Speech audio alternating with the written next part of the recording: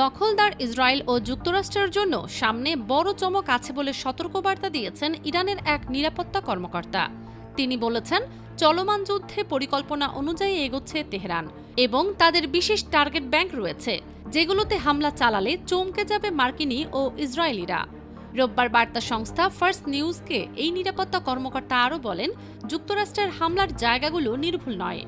নাম প্রকাশ না করার শর্তে এই কর্মকর্তা বলেন, মার্কিনীদের সামরিক অভিযান ব্যর্থ এবং তাদের যুদ্ধবিমান ভূপাতিত হওয়ার কারণে এখন ব্রিজের মতো বেসামরিক অবকাঠামোতে হামলার হুমকি দিচ্ছে তারা। তিনি বলেন, যুক্তরাষ্ট্র ও তাদের সরকারের জন্য আমাদের বড় চমক আছে। একটু অপেক্ষা করলেই তারা চমক দেখবে। গেরিলা ও অসম যুদ্ধে কিভাবে শত্রুদের হারাতে হয় আমরা খুব ভালোভাবে শিখেছি।